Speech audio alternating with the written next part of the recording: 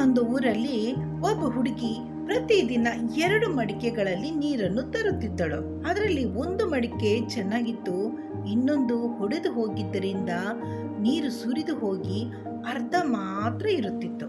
ಅದಕ್ಕೆ ಹುಡುಗಿಯು ಬೇಸರದಿಂದ, ನಿನ್ನಿಂದ ಏನು ಪ್ರಯೋಜನ, ನೀನು ಇರುವುದೇ ವ್ಯರ್ಥ ಎಂದಳು. ಅದಕ್ಕೆ ಮಡಿಕೆ, ನೀರು ತರುತ್ತಿದ್ದ ದಾರಿಯನ್ನು ಒಮ್ಮೆ ತಿರುಗಿ ನೋಡಿ ಎಂದಿತು.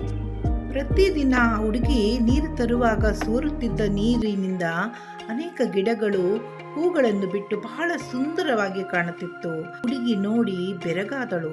ಹೀಗೆಯೇ ಕೆಲವೊಮ್ಮೆ ನಾವು ನಮ್ಮಲ್ಲಿ ದೋಷವಿದೆ, ಲೋಪವಿದೆ, ನಾವು ಇರುವುದು ವ್ಯರ್ಥ ಅಂತ ತುಂಬ ಬೇಸರಕ್ಕೆ ಒಳಗಾಗುತ್ತೇವೆ.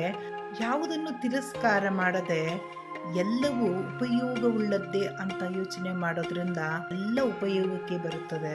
ಯಾವುದನ್ನು ಯಾರನ್ನು ತಿರಸ್ಕಾರ ಮಾಡಬಾರದು, ಅಲ್ಲವೇ ಸ್ನೇಹಿತರೆ?